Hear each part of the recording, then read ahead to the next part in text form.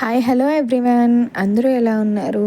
So ఈరోజు మా ఇంట్లో లంచ్ రెసిపీస్ అయితే కీరదోసకాయ పచ్చడి అండ్ అలాగే పనసకాయ కర్రీ చేశాను. సో వాటిని ఈజీగా ఎలా చేసుకోవాలో ఈరోజు మీకు చూపిస్తాను. ఫస్ట్ అయితే కీరదోసకాయ పచ్చడి చేస్తున్నాను అనమాట. సో కీరదోసకాయని ఏంటంటే ఇలా తొక్క తీసుకొని అటు ఇటు కట్ చేసుకొని చేదు ఉన్నదో లేదో చూసుకోవాలన్నమాట.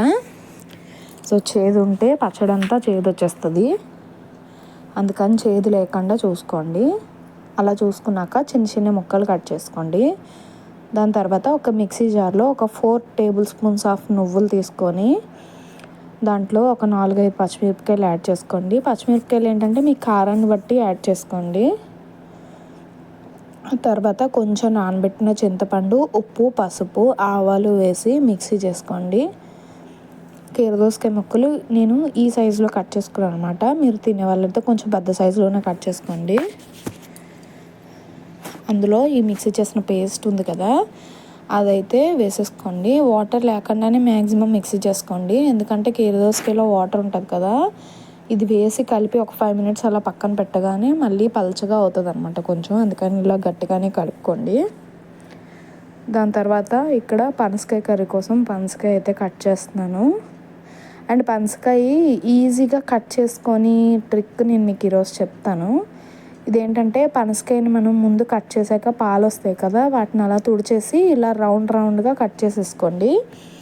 అలా రౌండ్గా కట్ చేసుకున్న ముక్కలు ఉన్నాయి కదా, ఆ ముక్కలకి అటు ఇటు కూడా ఫుల్గా ఆయిల్ అప్లై చేసుకోండి. సో నేను చెప్పే ప్రాసెస్లో చేస్తే మీకు పనసకాయ కట్ చేసుకునే అంత టైం సేవ్ అవుతుంది. అండ్ అలాగే కట్ చేయడం రాని వాళ్ళు కూడా ఈజీగా కర్రీ చేసేసుకోవచ్చు. అండ్ ఇలా అన్ని ముక్కలు రౌండ్గా కట్ చేసుకొని అటు ఇటు కూడా శుభ్రంగా వచ్చే పాలు ఉంటాయి కదా, అవి తుడిచేసి శుభ్రంగా ఆయిల్ రాసుకోండి. ఆయిల్ రాసుకున్నాక ఈ పనసకాయ ముక్కలు పట్టే సైజు కుక్కర్ ఉంటుంది కదా, ఆ కుక్కర్ తీసుకొని దాంట్లో ఈ పనసకాయ ముక్కలు మునిగేంత వరకు వాటర్ అయితే పోసుకోండి. అలా ముక్కలు మునిగేంత వరకు వాటర్ పోసుకున్న తర్వాత వీటిని అయితే ఒక విజిల్ పెట్టుకోండి. అండ్ దాని తర్వాత కూరకైతే ఈలోపు గసగసాలు నానబెట్టాను అనమాట. ఒక 1 స్పూన్ గసగసాలు నానబెట్టుకొని ఉల్లిపాయలు అయితే ఇలా పొడుగ్గా కట్ చేసుకున్నాను. అలా పొడుగ్గా కట్ చేసుకొని వాటిని ఏంటంటే గోల్డెన్ బ్రౌన్ వచ్చేంత వరకు, రంగు మారేంత వరకు ఫ్రై చేసుకోవాలి. అలా ఫ్రై చేసుకున్న ఉల్లిపాయలు ఇలా కలర్ మారి గోల్డెన్ బ్రౌన్ వచ్చేంత వరకు ఫ్రై చేసుకున్నాక స్టవ్ కట్టేసి చల్లారి పెట్టుకోవాలన్నమాట. ఆ తర్వాత చూడండి పనసకాయ ముక్కలు అయితే ఈజీగా ఉడికిపోయాయి కదా. సో ఈ పనసకాయ ముక్కల్ని ఏంటంటే మధ్యలోది కట్ చేసేసి అండ్ అలాగే చుట్టూరు కట్ చేసేసి మనం ఇలా ముక్కలుగా ఈజీగా కట్ చేసేసుకోవచ్చు. అలా అయితే ఈజీగా కట్ అయిపోద్ది. సో మనం కష్టపడే అంత శ్రమ ఉండదు అనమాట. సో చూసారు కదా, ఇలాగా ముక్కలుగా కట్ చేసేసుకున్నాను నేనైతే ఈజీగానా. సో కర్రీలో కాబట్టి ఈ సైజు ముక్కలు కట్ చేసుకున్నాను. మీకు ఏ సైజు కావాలంటే ఆ సైజు కట్ చేసుకోవచ్చు. నేనైతే ఈ సైజు కట్ చేసుకున్నాను. ఇప్పుడైతే కర్రీ ప్రాసెస్ చూసేద్దాము. ఫస్ట్ అయితే మనం ఫ్రై చేసి పెట్టుకున్న ఉల్లిపాయలు ఉన్నాయి కదా, ఆ ఉల్లిపాయలు అండ్ అలాగే నానబెట్టుకున్న గసగసాలు అండ్ అలాగే ఇక్కడ చూపిస్తున్న బిర్యానీ మసాలాలు అన్నీ వేసి మెత్తగా పేస్ట్ చేసుకోవాలన్నమాట. సో చాలా మెత్తగా పేస్ట్ చేసుకోవాలి. ఇలా మెత్తగా పేస్ట్ చేసుకున్న తర్వాత మనం స్టవ్ మీద కడాయి పెట్టుకొని దాంట్లోని కూరకు సరిపడినంత ఆయిల్ వేసుకొని ఆవాలు అండ్ అలాగే కొంచెం జీలకర్ర వేసుకొని పేస్ట్ని యాడ్ చేసుకోవాలి. అండ్ అలాగే 2 బిర్యానీ ఆకులు, 1 స్పూన్ కారం అండ్ అలాగే 1 స్పూన్ పసుపు యాడ్ చేసుకోండి. అండ్ కారం మీకు సరిపడా యాడ్ చేసుకోండి. అండ్ అలా వేసుకున్న తర్వాత ఈ పేస్ట్ని ఒకసారి బాగా కలుపుకోవాలి. కలుపుకున్న తర్వాత కొంచెం వాటర్ పోసి ఆయిల్ సెపరేట్ అయ్యేంత వరకు మగ్గించుకోండి మూత పెట్టి. సో మధ్యలో ఇలా కలుపుతూ ఉండాలన్నమాట, లేకపోతే ఈ పేస్ట్ అడుగంటేస్తుంది.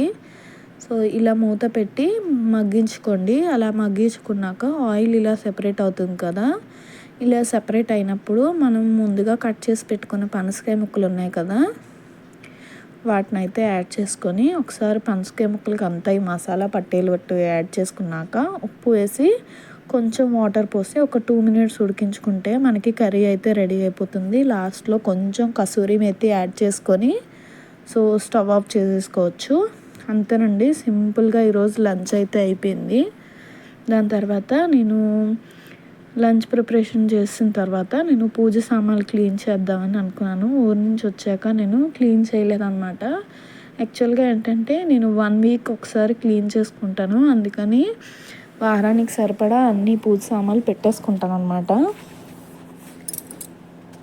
సో ఈజీగా ఇవాళ పూజ సామాన్లు నేను ఎలా క్లీన్ చేసుకుంటానంటే కుక్కర్లో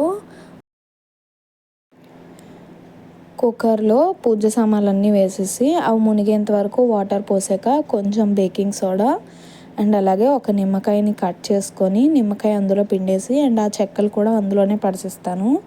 దాని తర్వాత నానబెట్టుకున్న చింతపండు ఉంటుంది కదా, ఆ చింతపండు కూడా కొంచెం వేసుకుంటాను. ఆ కొంచెం వేసుకొని ఈ పూజ సామాన్లన్నీ ఒకసారి కలిపేటట్టు మనం ఒకసారి పైనుంచి కింద నుంచి ఒకసారి కలిపేసుకోవాలన్నమాట చింతపండు వేసాక.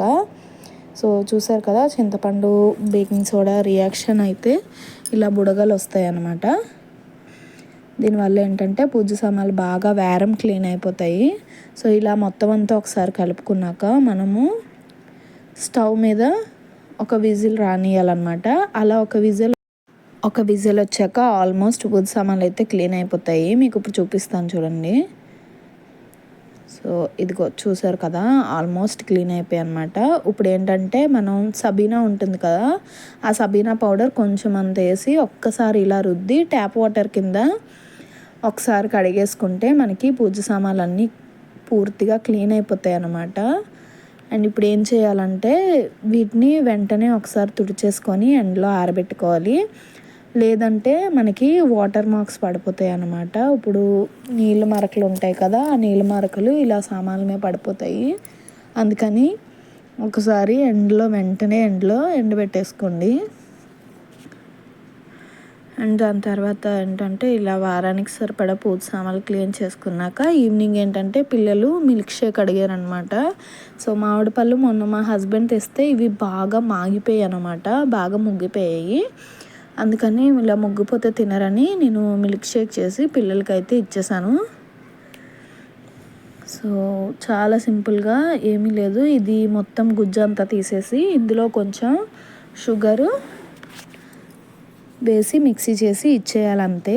అంతేనండి ఈ వీడియో. నా వీడియోస్ మీకు నచ్చితే కనుక నా ఛానల్ని సబ్స్క్రైబ్ చేసుకోండి.